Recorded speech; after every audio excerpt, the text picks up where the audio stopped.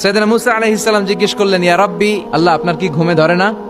আল্লাহ বললেন, কোনো কথা বলা যাবে না, দুইটা গ্লাসের ভেতরে পানি নাও, পানি ভর্তি গ্লাস নিয়ে তুর পাহাড়ের উপরে দাঁড়াও। সাইয়েদনা মুসা আলাইহিস সালাম দাঁড়ালেন। আল্লাহরে আবার জিজ্ঞেস করলেন, আল্লাহ আমি জিজ্ঞেস করলাম কি আর আপনি করতে বললেন কি? আল্লাহ বললেন, কথা বলো না, যা বলেছি তাই করো। তো মুসা আলাইহিস সালাম কিছু বলতে পারে না, পানি নিয়ে দাঁড়িয়ে রইলেন। মুসা আলাইহিস সালামকে আল্লাহ বললেন, তুমি দাঁড়িয়ে থাকো আর ঘুম রে বললেন, ঘুম তুই মুসারে ধর।